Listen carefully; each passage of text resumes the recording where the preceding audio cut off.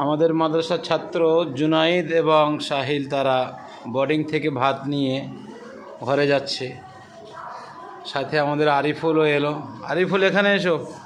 আচ্ছা জুনাইদ, তুমি বলো খানা সামনে আসলে কি দোয়া পড়তে হয়? আল্লাহুম্মা বারিক লানা ফীমা রাযাকতানা ওয়াকিনা আযাবান নার।